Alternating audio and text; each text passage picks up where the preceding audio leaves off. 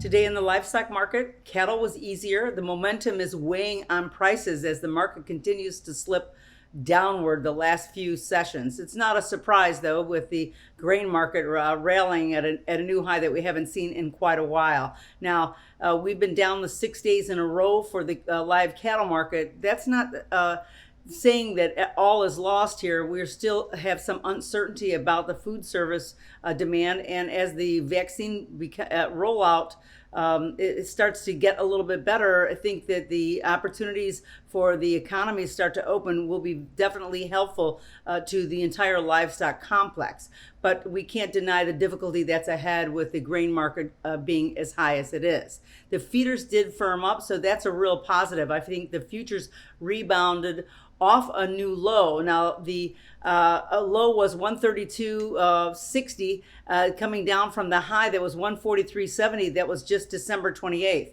So that big bounce, let's see if tomorrow holds. That may tell us that the bottom could be in for a little bit, and we found really some underlying support. So we know that in the beef complex as a whole, there is some support underneath, but it's so difficult with the markets and all the outside influences on these markets. We know that it is vulnerable to a little bit more volatility than we've kind of been used to.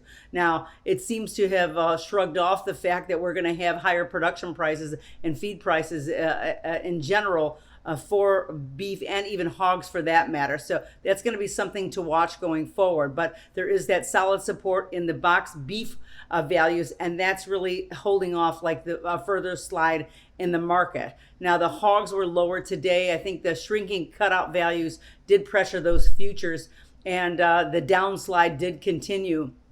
And it's really been for the last 2 weeks.